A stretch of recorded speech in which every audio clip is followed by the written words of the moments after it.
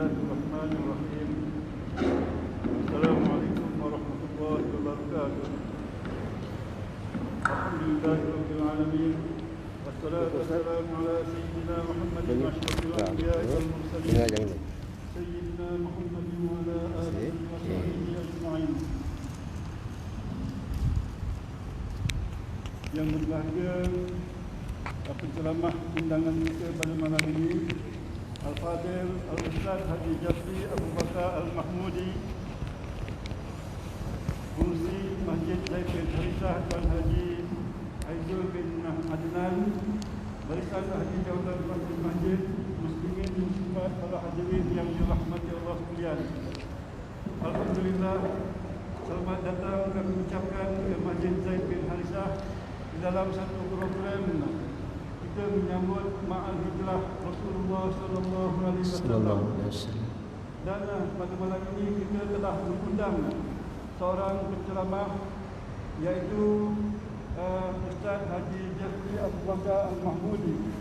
Jadi untuk tidak melengahkan masa majlis, dengan segala hormatnya mempersilakan Ustaz untuk menyampaikan ceramah yang bertajuk Ibrah Hijrah pada umat Islam, ataupun pengajaran hijrah pada umat Islam.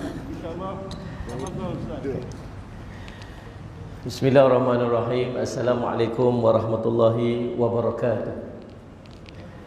Alhamdulillahi rabbil alamin, wal aqibatu lil muttaqin ala umuri dunya waddin. Asyhadu an la ilaha illallah wa asyhadu anna sayyidana Muhammadan abduhu wa rasuluh. Allahumma salli wa sallim ala habibil karim Sayyidina Mustafa sallallahu alaihi wasallam wa ala alihi wa ashabihi wa man tabi'ahum bi ihsanin ila yaumiddin. Subhanaka la ilma lana illa ma 'allamtana innaka antal alimul hakim. Rabbi shrah li sadri wa yassir li amri wahlul 'uqdatam min lisani yafqahu qawli. Bismillahi ma syaa Allah. La yasuqul khaira illa Allah ma syaa Allah. La yasrifu su'a illa Allah ma syaa Allah. Ma kana min ni'matin fa min Allahi ma syaa Allah. Wa la haula wa la quwwata illa billah al-'aliyyil 'azim. Bismillahilladzi la yadurru ma'asmihi syai'un fil ardi wa la fis sama'i wa huwas sami'ul 'alim. Bismillahilladzi la yadurru ma'asmihi syai'un fil ardi wa la fis sama'i wa huwas sami'ul 'alim. Bismillahilladzi la yadurru ma'asmihi syai'un fil ardi wa la fis sama'i wa huwas sami'ul 'alim. Na'udzu bikalimatillahi tammati min syarri ma khalaq. Na'udzu bikalimatillahi tammati min syarri ma khalaq. Na'udzu bikalimatillahi tammati min syarri ma khalaq. Allahumma inna na'udzu bika minal baras wal junun wal judam wa min sayyi'il asqam. Allahumma inna na'udzu bika minal baras wal junun wal judam wa min sayyi'il asqam. Allahumma inna na'udzu bika minal barasi wal jununi wal judami wa min sayyi'il asqami. Wa sallallahu ala sayyidina Muhammadin wa ala alihi wa sallam. Alhamdulillahirabbil alamin.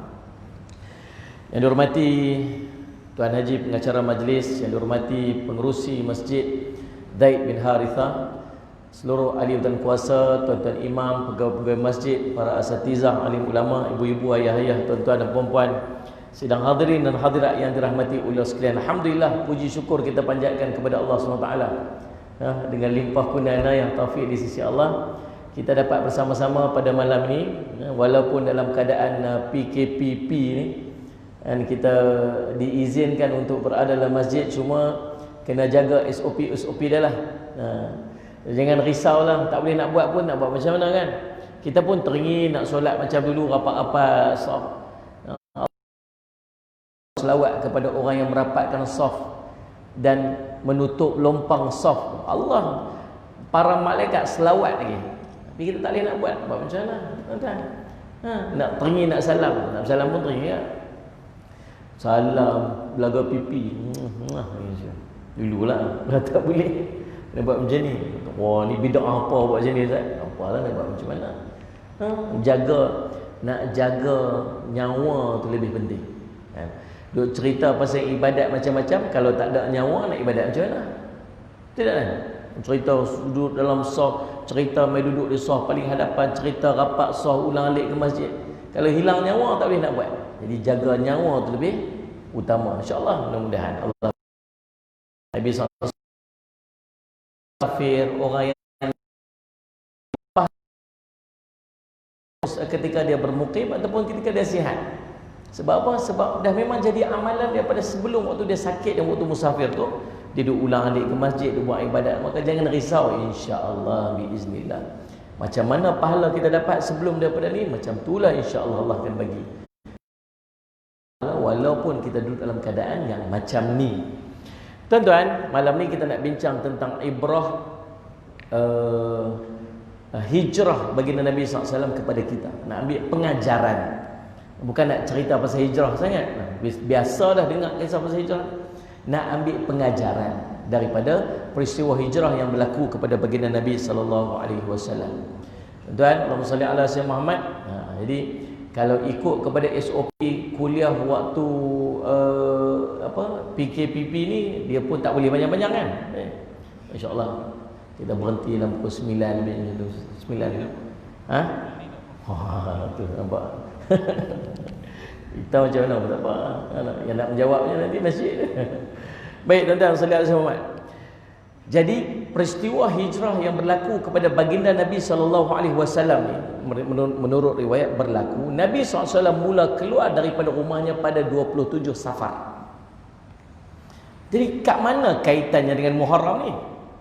Nabi keluar daripada rumah dia pada 27 Safar. Pergi ke mana? Pergi ke selatan. Walhal Madinahnya di utara. Patah balik ke selatan ni, sembunyi 3 hari, bersembunyi 3 malam di Gua Hira. Kemudian barulah bergerak pergi ke utara balik, mengikut jalan yang bukan laluan biasa untuk menuju ke Madinah. Dia bertujuan supaya tidak bertembung ataupun tidak berjumpa dengan musyrikin yang dalam rangka mencari baginda Nabi sallallahu alaihi wasallam. Dan Nabi SAW sampai, Allahumma salli ala sayyidina Muhammad, Nabi SAW keluar daripada wilayah Mekah menuju ke Yathrib pada 1 Rabiul Awal. 1 Rabiul Awal. Dan Nabi SAW sampai di Quba pada 8 Rabiul Awal. Perjalanan daripada Mekah, wilayah Mekah keluar daripada Allah SWT Gua Thur tu. Gua Thur kan Gua Hira. Gua Thur ke Gua Hira? Nampak saja nak tanya je, nak bagi cerah mata sikit. Gua Thur kan, Gua Hira terima wahyu. Dia ni sembunyi Gua Thur. Keluar daripada Gua Thur tu 1 Rabiul Awal, sampai di Quba dulu. Sampai di Quba pada 8 Rabiul Awal. Bila Nabi SAW sampai di Quba, Nabi SAW membina masjid. Masjid Quba ialah masjid pertama yang dibina oleh baginda Nabi SAW. Dan Nabi SAW keluar daripada Quba, Nabi SAW sampai di Yathrib, sampai di Madinah Al-Munawwarah tu pada 12 Rabiul Awal, bertepatan dengan tarikh kelahiran baginda Nabi SAW. Jadi dekat mana datangnya Muharram ni? Kita duk sambut ma'al hijrah Muharram. 1 Muharram detik permulaan perkiraan tahun Islam hijrah, perkiraan perpindahan Nabi dan umat Islam dari kota Mekah ke kota. Tuan sambutlah sikit, nyanyi seorang-seorang. Itu dah salih azam. Ini mai dekat mana, mai kod mana yang cerita 1 Muharram ni? Sebenarnya tuan-tuan, Allahumma salli ala sayyidina Muhammad. Allahumma salli ala sayyidina Muhammad. Kalender Islam ni bermula pada zaman Sayyidina Umar radhiyallahu anhu. Waktu zaman Nabi SAW dah ada Muharram, Safar, Rabiul Awal, Rabiul Akhir ni ada dah. Dah ada dah. Sallallahu alaihi Muhammad. Cuma tak ada tahun dia tu, tak ada. Kalau cerita tahun waktu tu, macam mana nak kenal tahun tu, dia tengok peristiwa besar yang berlaku pada tahun tu, dinamakan tahun tersebut sempena dengan peristiwa tu. Peristiwa serangan Abrahah dipanggil tahun gajah. Peristiwa turun perintah puasa dia panggil tahun puasa, dia panggil tahun jihad. Macam itulah keadaannya. Anak lahir bila? Oh, anak saya lahir tahun puasa. Oh, faham dah, tahun kedua hijrah. Itulah yang berlaku. Sampai ke tahap zaman Sayyidina Umar radhiyallahu anhu, expansion Islam berkembang sampai ke Rom, sampai ke Parsi. Waktu tu berlaku apa ni? Masalah komunikasi. Hantar surat daripada Madinah, pusat center negara tu, sampai ke Damsyik tu makan masa kadang berbulan-bulan. Jadi bila sampai dekat apa ni, governor dekat sana, dekat negara yang jauh-jauh tu, ya ni satu Rejab ni tahun bila? Tahun ni ke tahun lepas ke? Ni perintah dia untuk dilaksanakan pada 1 Syakban. Yalah 1 Syakban tahun ni ke, tahun depan ke, tahun lepas ke? Jadi confused. Maka akhirnya Sayyidina Umar radhiyallahu anhu bermesyuarat. Mesyuarat nak letak bila nak ambil tarikh permulaan kalender Islam ni, nak mula kat mana? Lalu mesyuaratlah para sahabat ni. Sallallahu alaihi wasallam nak mula tahun mana? Ada yang cadang, apa kata kita mula sempena dengan tahun kelahiran Nabi SAW. Tuan-tuan, kalau tuan-tuan ada waktu tu, tuan-tuan setuju tak kita buat kalender Islam ni bermula dia tarikh Maulid Nabi SAW? Kalau saya ada waktu tu, saya setuju. Saya setuju. Jadi tiap-tiap tahun kita ingat, oh Nabi SAW dah umur berapa, oh Nabi dah umur berapa dah. Tuan-tuan faham saya duk cakap apa ni? Saya pun tak tahu tuan-tuan senyum ke, menangis ke. Saya tak tahu. Tapi baguslah tuan-tuan pakai itu, okeylah. Cuma tuan-tuan tak nampak respon. Tanya apa jawab ke tak jawab, saya pun tak tahu kan. Tuan-tuan sallallahu alaihi Muhammad. Nah, jadi Allah SWT, kalau saya waktu tu, saya setuju. Ni cinta kita kat Nabi SAW kan. Tapi tak setuju.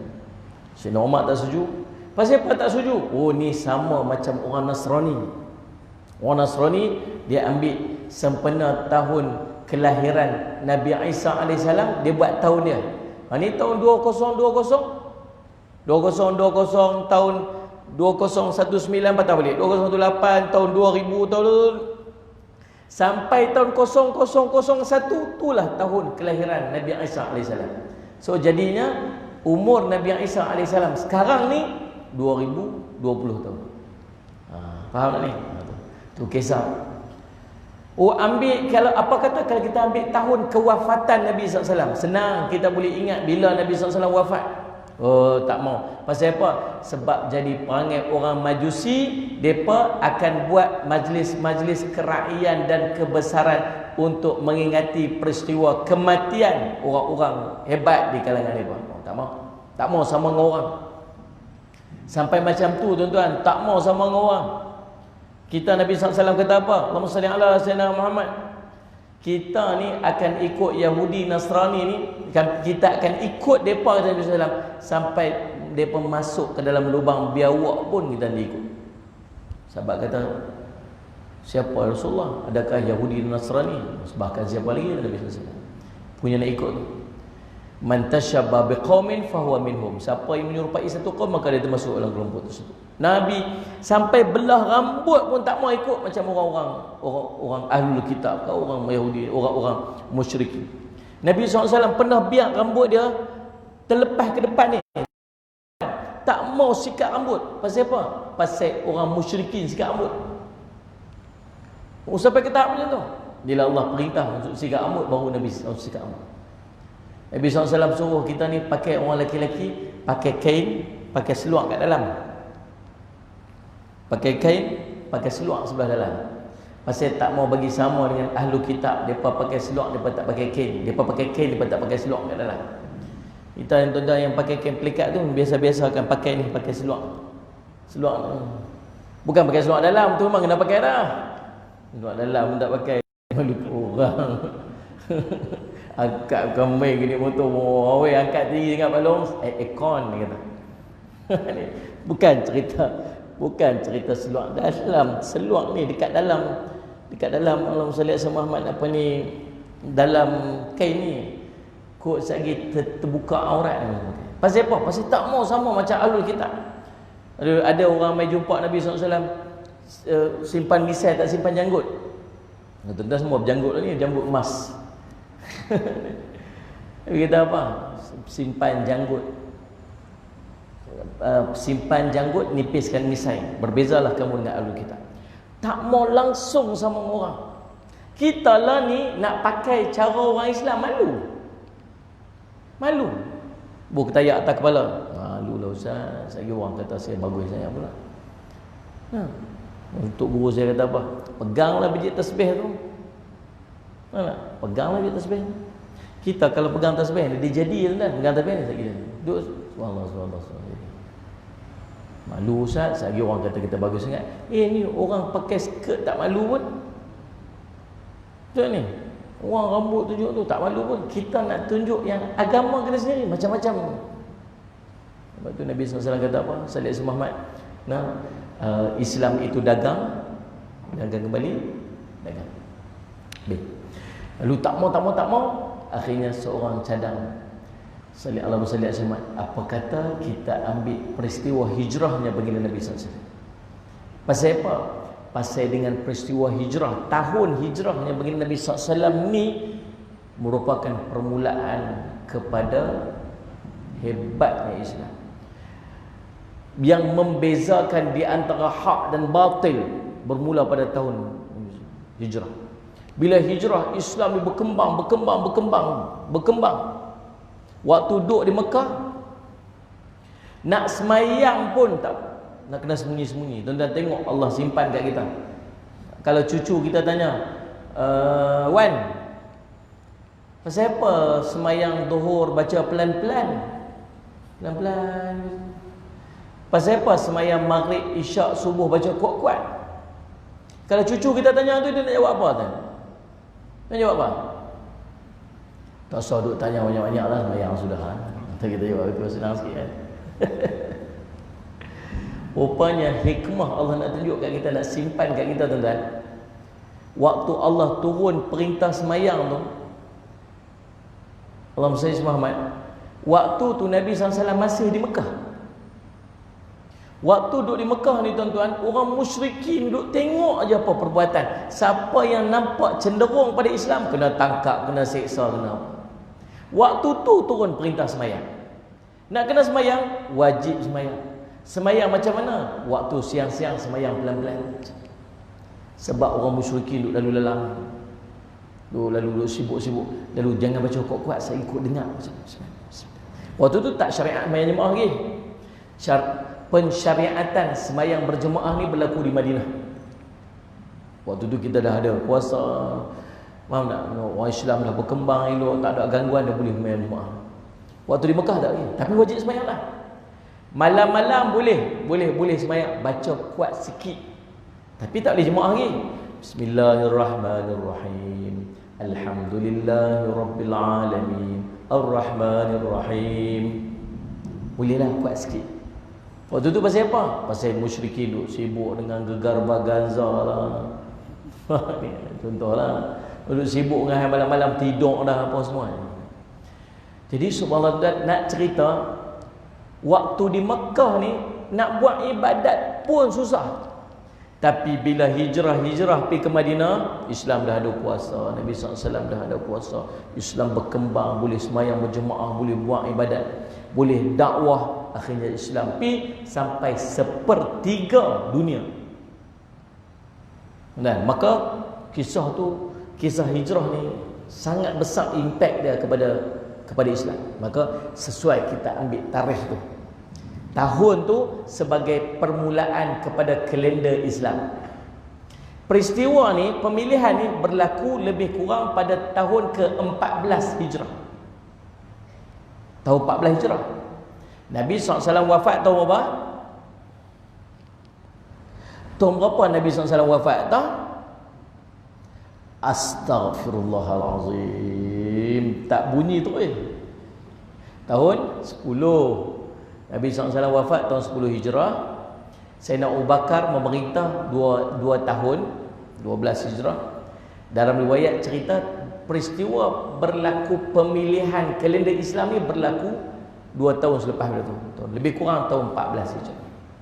Sayyidina Umar memerintah 10 tahun. Dulu tuan-tuan, Allahumma salli ala sayyidina Muhammad. Allahumma salli ala sayyidina Muhammad. Akilah dah ambil, maksudnya backdated tarikh tu. Backdated Allahumma salli ala sayyidina Muhammad 14 tahun ke belakang. Backdated lah kan. Pasal pemilihan kalian tu berlaku pada zaman Sayyidina Umar. Ambil balik tarikh tu, start pada bila tu? Start pada tahun hijrah yang baginda Nabi SAW. Jadi bila set saja kalender tu dah tahun ke-14 lah. 1 Rejab tahun 14. Ya tu. Tahun ni tahun apa ni? Kalender satu apa? Nampak khilaf di kalangan ulama sini. Ni. Jadi subhanallah Ustaz Ismail backdated. Jadi tuan-tuan, Allahumma salli ala sayyidina Muhammad. Mana mai pula permulaan Muharram tu sebagai tahun tu? Bila nak ambil bulan berapa sebagai permulaan kalender Islam? Nak ambil bulan berapa? Muharram ada Safar, Rabiul Awal, Rabiul Akhir, Jamdi Awal, Jamdi Akhir, Rejab, Syaban, Ramadan. Kita jangan tanya kelang kabut sebab dia lupa. Baca tengok tahun Islam. Muharram, Safar, Rabiul Awal, Rabiul Akhir, Jamadil Awal. Menyanyi je dia menyanyi. Jangan menyanyi, baca satu-satu. Muharram, Safar, Rabiul Awal, Rabiul Akhir, Jamdi Awal, Jamdi Akhir, Tahiyat Awal, Tahiyat Akhir. Jadi nak mula bila ni? Pakat-pakat cadang lah. Apa kata kita mula bulan Ramadan? Bulan Ramadan ni bulan istimewa. Bulan ni bulan ibadat. Bulan ni bulan maksimum ibadat. Masuk tahun turun Ramadan. Oh, macam best kan? Ada yang cadang tu. Kalau tuan-tuan setuju tak? Ada pula orang cadang yang lain, bulan yang lain sebagainya. Sayyidina Osman cadang kita ambil Muharram. Pasal apa Muharram? Pasal Muharram ni dah reda sikit daripada urusan ibadat yang besar-besar. Masuk, tuan-tuan boleh bayang, masuk tahun turun Ramadan, puasa turun. Dengan ibadat maksimum qiyamul lailnya dengan tarawihnya apa semua. Oh, kelang kabut. Jadi time tu tengah kemuncak. Habis Ramadan, Syawal sibuk raya. Puasa sunat. Lepas Syawal, Ramadan, Syawal, Zulqaidah kan. Sagi nak masuk kemuncak ibadat. Setiap tahun ada satu waktu kemuncak ibadat. Bila? Berhimpun seluruh umat Islam di Padang Arafah, haji. Ni pun besar juga ni. Sibuk. Habis haji, lepas pada tu dah reda dah. Muharram tak ada apa sangat. Muharram ni bulan haram. Ustaz Jumat, Safar okey dah. Zulqaidah, Zulhijjah. Semua ada macam tu. Muharram, Safar, Rabiul Awal, Rabiul Akhir, Jamdi Awal, Jamdi Akhir. Lepas tu baru nak masuk Rejab, dah mula sibuk dah. Lepas tu Ramadan, Rejab, Syaban, Ramadan dah mula sibuk. Lepas tu sampai tanggal Zulhijjah, tu reda balik. Cantik dah. Maka akhirnya diterima Muharram ini sebagai permulaan kalender Islam. Jadi bukanlah Nabi berhijrah pada bulan Muharram. Nabi tak hijrah pada bulan Muharram. Peristiwa mengambil bulan Muharram sebagai permulaan kepada tahun itu dicadangkan oleh Sayyidina Osman. Dan Allahumma salli ala sayyidina Muhammad, dicadangkan juga mengambil peristiwa hijrahnya baginda Nabi SAW itu sebagai permulaan kepada kalender Islam. Kelas. Dia faham tak? Jadi kalau kita tanya balik, bilakah pada bulan berapakah, bulan apakah Nabi SAW mula keluar hijrah? Tuan-tuan tolong jawab. Nabi keluar pada rumah dia nak pergi hijrah bulan berapa? Bulan apa? Safar. Boleh ingat lah pasal apa? Safar tu macam musafir lah. Bukan pasal nama Safar tu sebab umur sufran Nabi. Tak, memang Nabi SAW keluar pada bulan Safar. Kalau macam mana tuan-tuan nak ingat bulan Safar, berapa hari bulan? 3 hari sebelum nak habis Safar tu. Lepas Safar masuk Rabiul Awal. Tuan-tuan set dalam kepala, Rabiul Awal tahun bulan Nabi sampai dekat Madinah. Sebelum Nabi SAW sampai di Madinah, Rabiul Awal. Pasal apa? Macam mana nak bagi ingat Rabiul Awal tu? Nak ingat Nabi sampai di Madinah pada sama macam tahun bulan kelahirannya. Nabi lahir pada bulan Rabiul Awal, Nabi sampai di Madinah pun Rabiul Awal. Jadi Nabi keluar daripada rumah dia 3 hari sebelum masuk Rabiul Awal, maksudnya 27 Safar. Faham tak? Nabi turun pergi Gua Thur, sembunyi kat sana 3 malam. 1 Rabiul Awal Nabi SAW gerak pergi Yathrib sampai di Quba pada 8 Rabiul Awal. Kemudian Nabi SAW start buat masjid. 12 Rabiul Awal Nabi keluar bergerak masuk ke Yathrib. Nabi SAW sampai di Yathrib dan Nabi branding, buat rebranding tempat tu. Nama Al-Madinatul Munawwarah. Al-Madinah, tukar nama, letak nama Al-Madinah di situ. Sallallahu alaihi wasallam Muhammad. Tuan-tuan, maka subhanallah, sallallahu alaihi wasallam Muhammad, bila Nabi SAW sampai, Nabi SAW sampai pada 12 Rabiul Awal tahun pertama Hijrah. Habis. Allahumma salli ala sayyidina Muhammad. Okey, selesai. Tuan-tuan, Allahumma salli ala sayyidina Muhammad. Jadi ini pengorbanan baginda Nabi SAW dan para sahabat. Tu sedikit petikan daripada kisah perjalanan dan permulaan kepada kalender. Nak terus masuk kepada ibrah, cerita Nabi SAW keluar pada rumah, kemudian ambil pasyak baling kat sallallahu alaihi wasallam Muhammad, tuan-tuan, kemudian baca wa ja'alna min baini aydihim saddan wa min khalfihim saddan, kan? Doa tu tuan-tuan baca kat JPJ tahan roblok apa?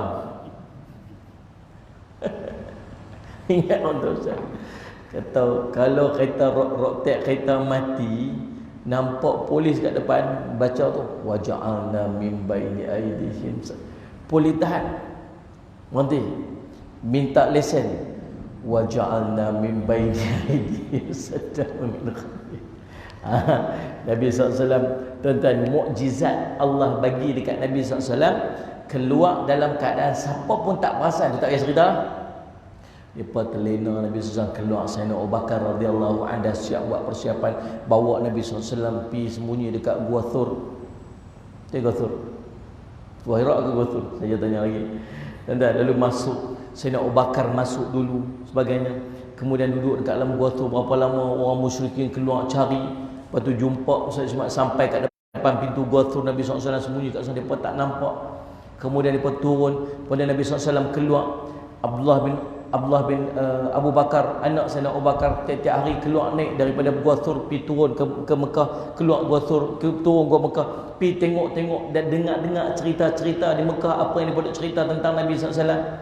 Kemudian pembantu Allahumma salli alaihi Sayyidina Abu Bakar bela kambing-kambing dia dekat dengan dekat bukit tersebut, supaya hilang jejak-jejak tapak kaki daripada Abdullah bin Abu Bakar yang diulang-alik. Asma bin Abu Bakar dalam keadaan syarat mengandung, naik tiap-tiap hari ke bukit untuk hantar makanan kepada ayah dia. Lalu turun baginda Nabi SAW bergerak untuk menuju ke Yathrib. Dalam perjalanan terjumpa pula, tuan-tuan, dalam ramai terjumpa dengan Suraqah bin Malik. Suraqah bin Malik naik kuda, nampak Nabi SAW kat depan. Dia nampak dia kejar Nabi SAW. Elok sampai dekat dengan Nabi SAW, kaki kudanya jatuh dalam lubang, dia pun campak. Dia ingat okey, dia naik balik, dia kejar lagi. Elok sampai dekat Nabi SAW, jatuh campak lagi. Kali kedua tercampak, lalu pergi dekat Nabi SAW, bukan nak pergi bunuh Nabi SAW. Dia kata Nabi ni bukan orang biasa-biasa. Bukan biasa-biasa ni orang. Kata, dan akhirnya tuan-tuan, Nabi SAW offer dekat dia. Dia kata, kamu berapa yang di-offer oleh orang musyrikin ni untuk kamu ni? Dia kata 100 ekor unta, lebih kurang macam itulah, saya tak ingat berapa jumlah. Kalau kami dapat tangkap, dapat bunuh Nabi SAW, jumlah dia. Mau tak aku offer dekat kamu gelang Raja Parsi? Gelang Raja Parsi. Bagi kamu. Dia tak apa Rasul. Dia akhirnya masuk Islam. Tuan-tuan masalah sama. Sungguh dia dapat gelang Raja Parsi tu pada zaman Sayyidina Umar. Waktu Sayyidina Umar buka kota Parsi, ambil gelang Raja Parsi, dan dia tuntut waktu tu Nabi SAW janji nak bagi gelang dekat saya. Tuan-tuan, Allah SWT sampailah Nabi SAW bergerak, dan akhirnya Nabi SAW sampai di Quba. Itu kisah tu saya buat brief macam tu je. Nak ambil ibrah. Yang pertama, ibrah daripada perjalanan baginda Nabi SAW, hal yang paling menonjol. Ni saya petik daripada kitab Allahumma salli ala Sayyidina Muhammad. Allahumma salli ala Sayyidina Muhammad. Sirah Nabawiyah karangan almarhum al-syahid Dr. Muhammad Said Ramadan Al-Buti. Dan saya lihat semua. Okey. Tu menarik juga saya duk baca dia punya buku dia tu. Baik, Allah saya lihat semua. Yang pertama, hal yang paling menonjol dalam kisah hijrahnya Nabi SAW ialah pesan baginda kepada Abu Bakar supaya menunda keberangkatannya untuk menemani baginda dalam peristiwa hijrah. Dalam peristiwa ini para ulama menyimpulkan bahawa Abu Bakar ialah orang yang paling dicintai oleh Rasul SAW, paling dekat kepadanya, dan paling berhak untuk menjadi khalifah sesudah baginda Nabi SAW. Kesimpulan ini juga dikuatkan oleh beberapa peristiwa lainnya, seperti perintah Nabi SAW untuk menggantikan baginda ketika menjadi imam ketika baginda Nabi SAW sakit. Sallallahu alaihi wasallam Muhammad. Juga dikuatkan dalam semua hadis. Nabi SAW menyebutkan hadis Muslim, sekiranya aku mengambil seorang khalil, kekasih, dan saya Abu Bakar lah orangnya. Di kepribadian, keistimewaan yang dikurniakan oleh Allah kepada Abu Bakar memang layak untuk mendapat darjat dan tingkatan tersebut. Ialah contoh seorang sahabat yang jujur dan setia, bahkan siap mengorbankan harta dan nyawa yang dimilikinya untuk membela baginda Nabi SAW. Kita tengok macam mana Abu Bakar masuk ke Gua Thur terlebih dahulu. Bila Sayyidina Abu Bakar sampai dekat Gua Thur ni, saya dengar kalam yang disebutkan oleh Allahumma salli ala Sayyidina Muhammad.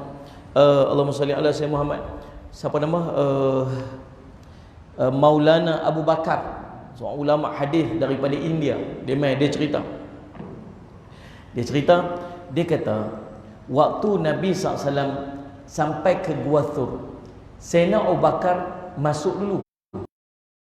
Sayyidina Abu Bakar masuk ke Gua Thur, dia nak cek, tengok Gua Thur itu bersih ataupun tidak, kuku ada binatang bisa, kuku ada ulang sebagainya. Dalam Gua Thur, siapa yang biasa pergi lah. Pergi rasa tu macam mana nak panjat Gua Thur tu. Sekarang ni kalau kita nak panjat pun boleh panjat, tuan-tuan. Siapa biasa panjat Gua Hira? Siapa biasa? Tuan Haji biasa? Siapa biasa? Tuan Haji biasa? Biasa. Gua Thur lagi mencabar daripada Gua Hira. Gua Hira pun ada separuh jalan turun balik lah. Bawa senang perut. Ni masak perut turun pada tak larat ni. Gua Thur lagi tinggi tu. Saya duduk terbayang macam mana Asma yang tengah sangat mengandung tu panjat hari ni tu. Oh, subhanallah. Tuan-tuan, pengorbanan Nabi dan para sahabat. Bila sampai Nabi SAW, Sayyidina Abu Bakar, dalam tu ada banyak lubang. Dia ambil kain milik dia, koyak, dia sumbat dekat lubang ni. Takut saya ikut ada binatang bisa keluar. Dia pun sumbat. Tinggal satu lubang kain tak ada. Tinggal satu lubang di bawah. Dia pun duduk, lunjur kaki dia, tak ibu jari dia pun tak tapak kaki dia, tutup lubang tu. Lalu panggil Nabi SAW masuk. Nabi ni penat, letih. Nampak keletihan pada wajah Nabi SAW. Lalu disuruh Nabi SAW untuk baring atas paha dia. Tuan-tuan, balik sekali tuan-tuan buat. Sayyidina Abu Bakar dengan Nabi SAW ni siapa? Pak Mentua. Nabi baring atas paha Pak Mentua, tuan-tuan. Tuan-tuan balik buat itu ni. Pak mentua tengah duk tengok wrestling tu dah suruh kepala pelan-pelan tu. Tak atas kepala dia, tak atas paha dia. Dia smackdown kita kan. Hoi dia kata. Hang puan terbiak ke apa? Tak cerita Nabi SAW dengan Sayyidina Abu Bakar ni, Allah punya sayang ni tak ada cerita. Tak cerita. Sayang sangat-sangat. Kan? Tidak tak faham. Tiba-tiba kena gigit dengan binatang dekat dalam lubang, kat kaki. Dia tengok, tuan-tuan biasa tengok lah, tuan-tuan isteri kita. Balik abang penat-penat, balik tak kepala kat sofa tu. Kita tengok dia penat buat kerja. Nak kejut tak lama. Kan? Suami isteri kan? Kan? Betul maklum. Siapa dia pun tak mengangguk langsung nampak meluat sungguh kat perempuan ni. Tengok dia. Ish, nak kejut tak gamak masa nak kejut. Pasal apa? Sayang. Ya. Mereka ni tak diharap tengok isteri dia tidur tu. Tang ni tidur lama. Oh, lelaki tu. Saya ada lah, saya okey lah. Tuan-tuan, saya cuma tengok ni isteri, tengok Nabi SAW duk baring. Kaki kena gigit, sakit. Tapi nak bergerak lagi takut Nabi SAW terjaga. Tahan. Ayat mata pula. Tak boleh tahan. Puk kena muka Nabi SAW. Nabi SAW jaga. Kita pasal apa? Susah. Tak ada apa Rasulullah, tak apa. Muka pucat dah. Tak ada apa. Bagi tahu pasal apa. Kena gigit yang binatang. Nabi SAW ambil ludah Nabi SAW, Nabi letak tu lega. Maulana Abu Bakar kata, dia kata, binatang bisa yang duduk dekat dalam lubang tersebut tu bukan saja-saja nak gigit kaki Abu Bakar. Sedangkan Sayyidina Abu Bakar itu kekasih Nabi SAW. Habis pasal apa? Sebab orang yang paling indah, orang yang paling mulia, Habibullah, kekasih Allah, duduk depan muka dia, dia tak boleh tengok. Nabi dah masuk, mai duduk tempat dia dah, duduk dalam rumah dia dah. Dia nak tengok Nabi, tak boleh nak tengok. Sebab terhalang dengan kaki Sayyidina Abu Bakar. Patut tu sebab nak tengok wajah Nabi SAW. Itu cerita dia. Wallahu a'lam. Tuan-tuan, saya menukilkan daripada perkataan Maulana Abu Bakar dekat tu lah. Tuan-tuan, Allah sallallahu alaihi wasallam, kau duduk dalam. Jadi tuan-tuan, Allahumma salli ala Sayyidina Muhammad. Sayyidina Abu Bakar, tuan-tuan, Allahumma salli ala Sayyidina Muhammad. Hatta dia bagi hari tu, anak-anak dia, Sayyidina Abdullah, Asma, pi pekat-pekat buat kerja nak bantu Nabi SAW. Seorang daripada hamba dia suruh pi gembala kambing dekat bawah tu untuk tutup jalan apa sebagainya. Subhanallah, tuan-tuan, Allahumma salli ala Sayyidina Muhammad. Nak cerita dalam perjalanan hijrah Nabi SAW, tuan-tuan, antara yang main peranan yang sangat hebat ialah rakan karib baginda Nabi SAW, Sayyidina Abu Bakar. Kita dalam keadaan kita nak berhijrah ke arah yang lebih baik, kita perlukan rakan karib macam ni. Mana? Tuan-tuan nak buat kerja agama, tuan-tuan tak boleh buat seorang-seorang, melainkan tuan-tuan perlukan kepada kawan-kawan yang baik. Tuan-tuan nak berubah daripada tak baik kepada baik, tuan-tuan perlukan kepada kawan-kawan yang baik. Kita nak jadi baik, tuan-tuan kena ada surrounding yang baik. Dia panggil bi'ah salihah. Anda faham ni? Kalau tuan-tuan nak baik seorang-seorang, kawan-kawan tuan-tuan semua yang tak baik, tuan-tuan susah nak jadi baik. Kita duduk terdorong dengan orang yang duduk tepi kita ni. Nabi kata, al-mar'u ala dini khalilihi. Seorang itu akan duduk di atas jalan agama kawan baik dia. Khalil, kawan baik dia. Itu tuan-tuan, Imam Ghazali sebut, man jalasa ma'as salihin. Siapa yang suka duduk dengan orang-orang saleh, orang baik-baik, maka Allah akan berikan kepadanya keinginan untuk melakukan kebaikan. Dia teringin nak buat baik. Dan hilangnya keinginan dia untuk melakukan kemaksiatan. Dan buat maksiat tak nak. Semua kau baik-baik. Nak hijrah, tuan-tuan nak berubah jadi lebih baik, tuan-tuan nak berubah kepada yang lebih baik, tuan-tuan perlukan kawan-kawan yang baik. Cari kawan-kawan baik. Dan tuan-tuan, sebenarnya Allah ni, kalau kita niat nak jadi baik, Allah akan hantar orang baik kat kita. Kita akan tak sedap. Tengok tuan-tuan, tuan-tuan yang duduk main masjid ni, kita dulu bukan lagu ni. Kita dulu bukan macam ni. Kita dulu orang Penang kata, ropelah jingga. Terkoplah juga di masa serabut lah. Mana tempat kita tak pi, apa benda kita tak buat dulu ni. Saya berjumpa baru ni seorang tuan-tuan, Ustaz, saya nak bawa Ustaz pi kuliah. Boleh tak Ustaz? Main naik Alphard eksekutif benda tu.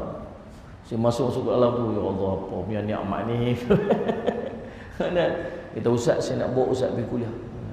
Jom, tunggu depan rumah saya awal pergi. Awal pergi kuliah, dalam hati saya kata apa? Sampai masjid lagi jenuh pandai, aku kenal pula lepas ni. Ustaz cari makan lah, apa amal aku suka mereka nak kata, mereka bukan tanya kita siapa.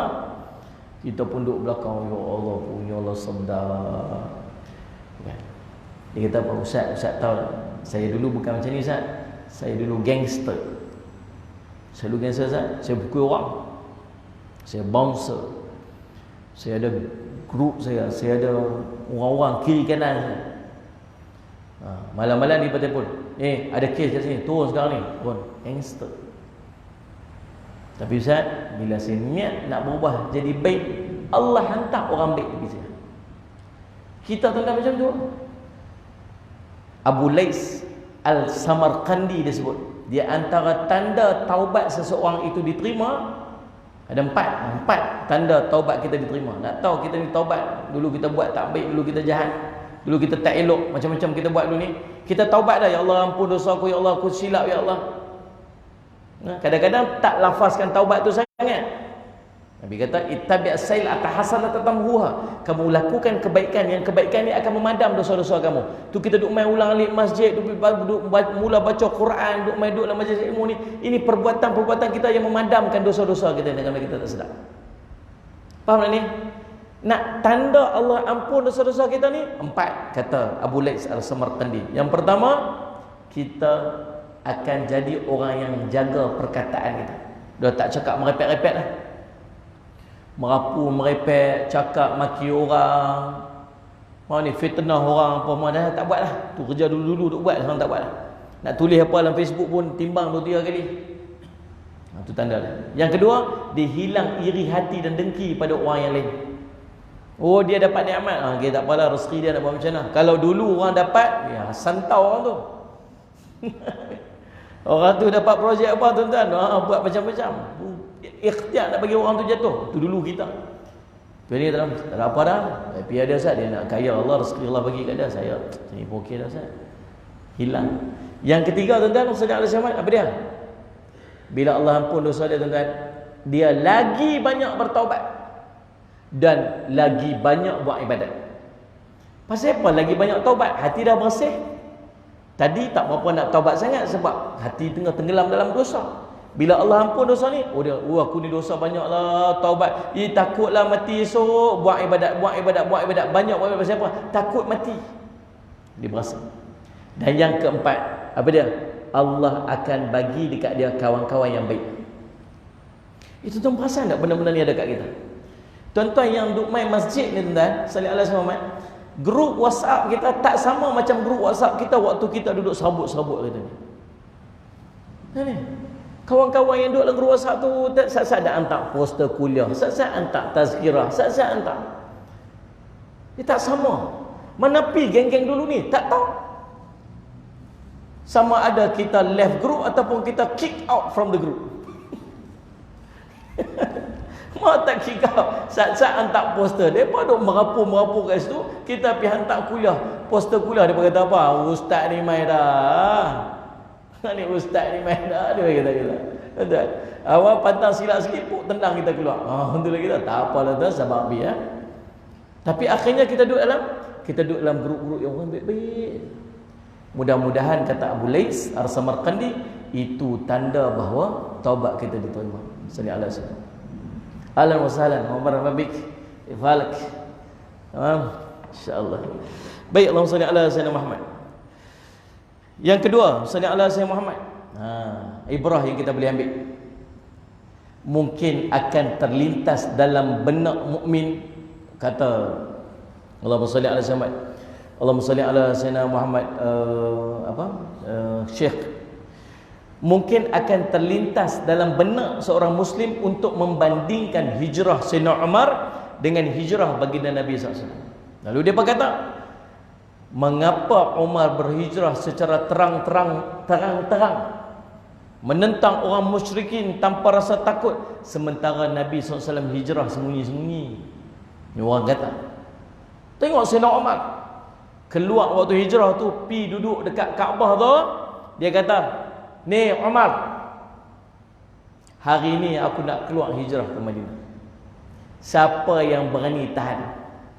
Siapa yang nak isteri dia jadi janda, anak dia jadi yatim piatu, main tahan. Siapa tak berani kita tuan-tuan? Sayyidina Umar. Nabi SAW, Abu Bakar, tunggu perintah Allah. Nanti saya beritahu dekat Sayyidina Abu Bakar, kita hijrah pelan-pelan sembunyi. Kenapa Nabi SAW tak buat macam tu? Kan Nabi ni hebat, kan Nabi ni. Kenapa tak buat macam Sayyidina Umar? Adakah Sayyidina Umar lebih berani daripada Nabi SAW? Jadi ulama Syekh Syed Ramadan Al-Buti dia kata apa? Kita tak boleh nak bandingkan seorang muslim dengan seorang muslim yang lain, apatah lagi nak membandingkan Nabi SAW dengan umat baginda Nabi SAW. Allahumma salli ala Sayyidina Muhammad.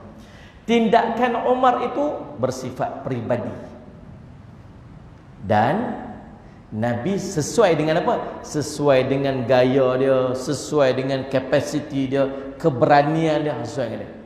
Sedangkan Nabi SAW adalah seorang Rasul yang ditugaskan untuk menjelaskan syariat.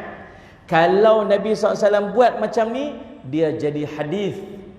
Perbuatan Nabi SAW itu akan menjadi ikutan. Bayangkan kalau Nabi SAW keluar macam tu, siapa berani tahan saya? Nak pastikan anak dia ni jadi yatim piatu, nak isteri dia jadi janda, jadi balu, mai tahan saya.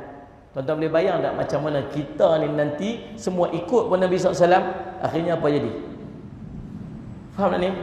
Maka Nabi SAW akan membawa satu jalan yang paling hikmah dalam jalan-jalan hikmah yang Nabi SAW ada. Tu faham tak ni?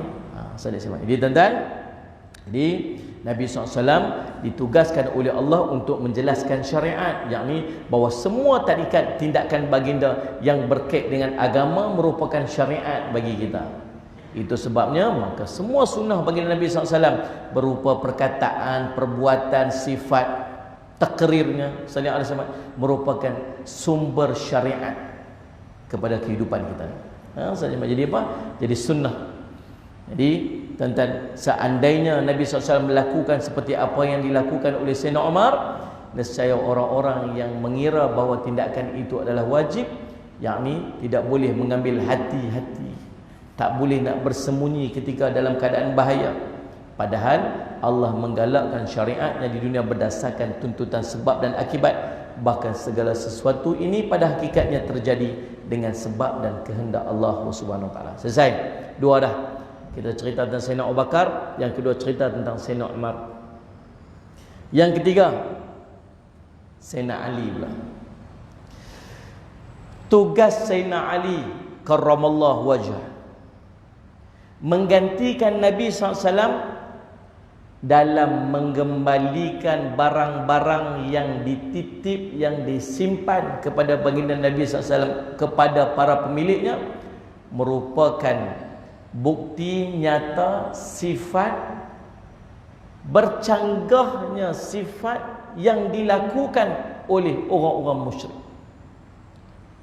Sallallahu alaihi wasallam. Pada satu ketika, satu waktu, mereka mendustakan Nabi sallallahu alaihi wasallam. Mereka kata Nabi ni orang gila, Nabi ni orang tukang sihir, Nabi ni penipu. Di sisi yang lain, mereka percaya kat Nabi SAW untuk pegang harta-harta benda ni. Faham tak maksud saya? Maksud kata apa? Percaya tak kat Nabi SAW ni? Percaya. Tahu tak Nabi SAW ni Al-Amin? Ya. Tapi pasal apa tak mau ikut Nabi SAW? Sombong. Sombong. Allahumma salli ala sayyidina Muhammad. Jadi bukan sebab tak percaya. Dah. Sombong. Dan dari sisi ni juga menunjukkan bahawa apa? Menunjukkan Nabi SAW ni tuan-tuan ajak dekat kita umat baginda Nabi SAW ni sentiasa bersifat amanah kepada siapa pun, tak kira dia tu orang Islam ke orang bukan Islam. Yang ada orang tuan-tuan dia kata apa? Ustaz, kita pergi ambil je lah kedai lepas tu, kedai bukan orang Islam punya. Tipu pi lah Ustaz, orang bukan Islam. Dah tuan. Orang Islam ke orang bukan Islam, orang Islam tetap kena jaga aman. Mana masalah semua? Dan kita sendiri jadi fitnah. Saya ni tuan-tuan, saya diamanahkan oleh Allahumma salli ala sayyidina Muhammad TYT Melaka untuk uruskan satu perkampungan orang asli dekat sana. Habis semua daripada orang itu pekan-pekan Islam, habis tinggal seorang je Islam tu. Habis tu ni adalah tinggal 9 orang. Tolonglah Ustaz buat lagu mana saya pun mesyuarat-mesyuarat. Tok batin tu berjumpa Tun. Saya bukan tak mau masuk Islam. Saya bukan tak mau masuk Islam. Yang duk curi lembu saya orang Islam. Aduh jahat. Yang curi sawit saya ni orang Islam. Macam mana saya nak masuk Islam Tun? Dia kata macam ni. Aduh. Benar nampak? Kita jadi fitnah pada orang Islam. Orang Islam tuan-tuan orang baik. Kita ni orang baik. Kita ni orang bersih, orang cantik, orang segak. Orang Islam. Nabi nak keluar rumah dia. Sorry semua. Semat. Tanya Salih Allah Muhammad. Isteri dia segak tak? Cantik tak? Segak tak? Tak ada orang yang lebih segak pada Rasulullah SAW. Kata isteri dia. Kita keluar rumah siapa pakai okay, isteri kita segak tak ni? Tu nak pergi mana? Tu bini kita. Tapi nak cerita, bila keluar ke depan, tuan-tuan ingat ni, man qala la ilaha illallah fahuwa da'i. Siapa yang mengucap 2 kalimah syahadah, dia da'i. Bukan tunggu masuk TV3 punya da'i. Semua ni yang ada ni, siapa mengucap 2 kalimah syahadah, dia da'i. Da'i apa ni? Ajak orang pada agama Allah. Kita kena buat semua tuan-tuan. Kita lah ni mengaji, dapat amal, duk kira untuk kita ni. Ni kawan-kawan kita yang tak Islam tu, siapa nak ajak dia masuk Islam? Kalau semua para sahabat Nabi SAW dulu perangainya macam kita, yang kira Islam kat kita seorang je tuan-tuan, Islam tak sampai kat tempat kita ni. Oh yang orang tu tak Islam lagi, oh ni tak Islam lagi. Macam mana kita nak buat bagi dia masuk Islam? Kalau tak mampu bercakap pun tuan-tuan, buat ni, buat perangai orang Islam yang sebenar. Jaga bagi bersih. Salih sebab ni, jangan sampai jadi fitnah balik pada Islam. Kalau pakai nama dia, jenuh kita pula tahan telinga. Ni orang Islam ni. Faham tak? Apa tahu tak kisah ni macam tak tahu je buat kaya ni. Jadi semua jangan buat perangai yang boleh menjadi penyebab orang tak suka pada Islam pasal kita. Tak mau masuk Islam. Saya dulu jumpa tuan-tuan, tanggungjawab ni, berapa ramai kat tempat kita ni yang masih belum Islam. Dan berapa ramai orang Islam yang tak tahu tentang Islam. Itu bila jam-jam balik raya Haji itu kat semayang tepi jalan, tepi highway. Kan, semayang tepi lorong emergency highway tu. Kita nak tegur pun susah, tak tegur pun susah. Nah, Syekh Jamal, kita nak tegur pun susah, benda tak boleh buat. Dalam Islam ada rukhsah, ada keringanan. Jangan sampai membahayakan nyawa.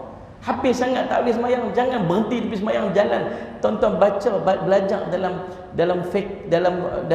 kitab fiqh tentang tempat-tempat yang makruh semayang. Antara je laluan orang ramai. Macam mana nak khusyuk semayang? Allahu Akbar.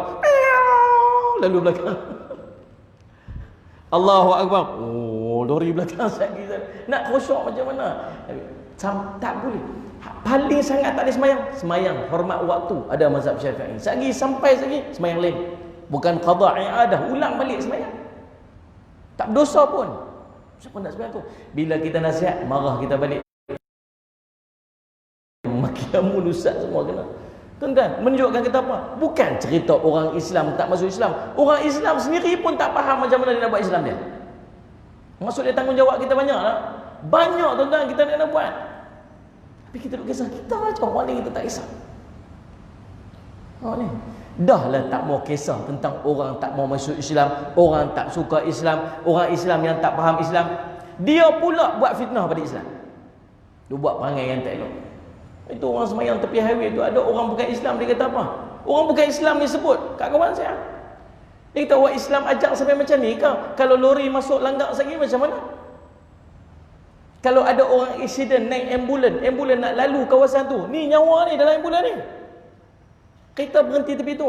Ni ada orang kemalangan duduk dalam ambulan, nak guna laluan tu untuk hospital sebab nak nyawa-nyawa ni. Nak jaga orang semayang tu ke? Selagi ambulan berhenti tepi jalan, orang tengah semayang, kita tunggu Ustaz. Habaq dekat orang tu, jangan mati lagi. Bagi Ustaz ni, orang tengah semayang ni. Tuan-tuan faham tak ni? Orang bukan Islam komen pasal tu, kita jadi fitnah balik atas salah faham yang kita nak Islam. Faham tak ni? Maka subhanallah tuan-tuan, kalau kita tak mampu ajak orang kepada Islam, jangan kita buat fitnah pada Islam.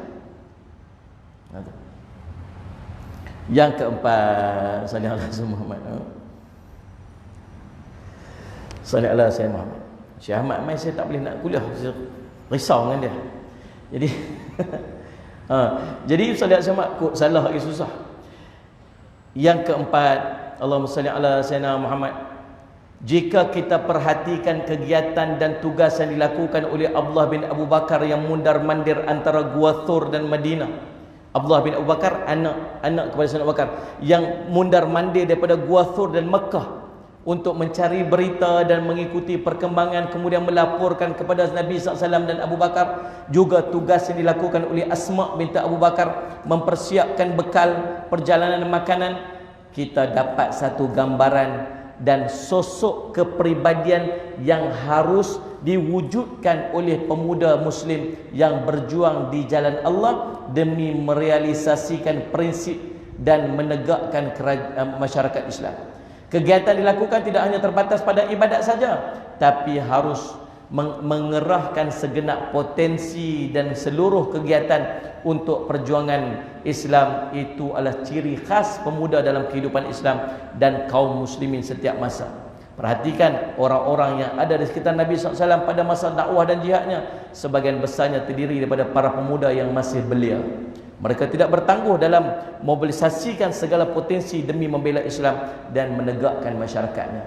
Tuan-tuan, nak Islam duduk cantik dalam masyarakat, semua orang kena buat kerja. Allah sebut dalam Quran, bunyanul marsus, binaan yang tersusun. Semua tuan-tuan, ada di kalangan kita ni profesor, ada di kalangan kita ni doktor, ada di kalangan kita ni engineer, ada di kita ni tuan-tuan kerja kilang, ada di kita ni tuan-tuan sallallahu alaihi wasallam kerja kat pejabat sebagainya. Tuan-tuan duduklah dekat mana pun, main peranan tuan-tuan untuk pastikan Islam kembang. Tuan-tuan ada duit, tuan-tuan sedekah. Tuan-tuan engineer, tuan-tuan gunakan kedudukan tuan-tuan tu supaya Islam dapat bergerak daripada jalan tuan. Tuan-tuan seorang doktor, gunakan kedudukan tuan-tuan sebagai doktor untuk bercerita tentang agama. Tuan-tuan tak mampu bercakap, apa yang tuan-tuan boleh buat? Buat kerja. Pastikan Islam sentiasa berkembang, dan dia berkembang melalui kita. Tak ada orang yang boleh kata saya tak ada kerja nak buat untuk agama. Tak ada tuan. Nah, bukan tunggu ustaz nak bercakap. Kalau tuan-tuan tak mampu bercakap, tuan-tuan buat apa kerja yang tuan-tuan boleh buat supaya Islam dapat disebar. Agama boleh. Syekh Nuruddin kata kat saya jumpa Syekh nak nasihat saya sikit. Waktu tu dia tahnik budak, saya ingat lama dulu kan. Dia tengah tahnik budak. Kemudian saya pun pergi kat dia, saya pergi duduk kat depan dia. Syekh, tolong tahnik saya sekali. Dia ambil kurma tu, dia bola mulut saya. Okey tu. Dan saya semak dulu. Lepas tu dia kata kat saya, Jafri, kita ni nak masuk syurga. Kita ni semua nak masuk syurga. Siapa nak masuk syurga? Tapi kita ni amal tak ada, ilmu pun tak ada. Tapi kita nak masuk syurga. Habis nak buat macam mana? Kita sebarkan agama supaya orang beramal dengan ilmu tu, dan kalau nanti dia boleh masuk syurga dengan amal tersebut, kita tumpang dia. Kita faham tak? Man dalla ala khair falu mithlu ajri fa'il. Siapa tunjuk satu benda kebaikan, maka pahala baginya seperti mana dia melakukan. Faham tak? Bagi orang tu belajar. Dia belajar, dia buat amal, kita tumpang pahala amal dia. Dia belum tentu ikhlas lagi, tapi dapat kat kita sempurna sikit pun tak kurang. Imam Ibnu Kathir rahimahullah taala dalam kitabnya Nihayah fil Fitan wal Malahim, dia cerita di padang mahsyar ada timbang amal. Kita boleh nampak apa kita buat. Dosa-dosa ni, buat apa dosa semua nampak. Buat baik ni, semayang ni, puasa ni, zakat ni, haji, nampak. Tiba-tiba ada satu, bila kita tengok dosa kita dah makin berat dah, pahala dah makin ringan, dosa makin berat, takut. Tahu ada satu main macam gumpalan awan. Yang ni tak tahu apa dia. Dia main macam awan macam tu ya. Dia main duduk belah kanan, terus berat. Oh kanan. Lega. Yang ni apa ni? Yang tadi nampak puasa ni, nampak zakat ni, nampak haji ni, nampak sedekah. Yang ni tak nampak. Dia main macam awan macam tu ya. Yang ni apa dia ni? Malaikat. Itu ialah amalan-amalan yang orang lain buat, yang kamu sampaikan ilmu dekat dia. Dah banyak sangat. Saya cerita kat tuan balik cerita kat isteri pun cerita kat pula pelajar-pelajar dia kau semua. Berapa ramai orang dapat tu daripada saya seorang. Semua yang orang buat tu semua sampai kat saya. Tuan faham ni? Bukan saya seorang tuan-tuan. Orang yang menganjurkan program pada malam ni, dia pun tumpang saham. Tuan-tuan yang bagi sumbangan sikit, bolehlah biar ustaz perjalanan ustaz sikit, tuan-tuan pun tumpang saham. Orang yang tadi dapat poster share dekat aku tu, share kat orang ni, apa semua ni, orang main, dia pun tumpang saham. Cari jalan supaya ilmu dan agama ni berkembang daripada kita. Jadi binaan yang tersusun. Jangan semua jadi ustaz. Jadi ustaz siapa nak dengar? Susu meja panjang-panjang ustaz semua ceramah, tak siapa nak dengar. Orang ustaz semua. Ada orang jadi bumbung, ada orang jadi dinding, ada orang jadi lantai, ada orang jadi pintu, ada orang jadi tingkap. Baru jadi sebiji rumah. Kalau semua orang jadi bumbung, siapa nak di lantai? Maka semua orang main peranan masing-masing. Yang nak kita pastikan semua kita buat yang disebut sebagai menyebarkan agama dalam masyarakat. InsyaAllah itulah sebuah sikit tuan-tuan. Banyak lagi lah benda-benda yang lain yang boleh kita kongsikan insyaAllah. Ibrah dan pengajaran daripada peristiwa hijrah ni tak habis untuk kita bincang. Dan sangat besar. InsyaAllah tuan-tuan, mudah-mudahan sedikit daripada perkongsian itu jadi manfaat kepada kita. Kita kena ada jiwa Abu Bakar dalam kita kena ada jiwa Sayyidina Umar dalam jiwa kita, kena ada jiwa Sayyidina Ali dalam kehidupan kita. Kita kena ada jiwa sahabat-sahabat yang sanggup korbankan apa sahaja demi untuk memastikan Islam terus berkembang, meninggalkan agenda-agenda peribadi dia. Tak apa, tinggal rumah, tinggal keluarga, asalkan aku boleh duduk bersama Rasulullah SAW. Dan dengan duduk Rasulullah ni, Islam tertegak dalam diriku dan Islam tertegak dalam masyarakat. InsyaAllah, saya ucap terima kasih kepada pihak masjid Zaid bin Harithah. Saya ucap terima kasih kepada Syekh Ahmad yang sudi duduk bersila depan saya ni. InsyaAllah, salli ala Sayyidina Muhammad. Dan semua sahabat-sahabat kita yang salli ala Sayyidina Muhammad yang istiqamah tunggu sampai habis. Dan salli ala Sayyidina, mudah-mudahan pertemuan kita diberkati oleh Allah, kita diberikan kepahaman oleh agama insya-Allah. Aqulu qouli hadza wa astaghfirullah li wa lakum. Wassalamualaikum warahmatullahi wabarakatuh.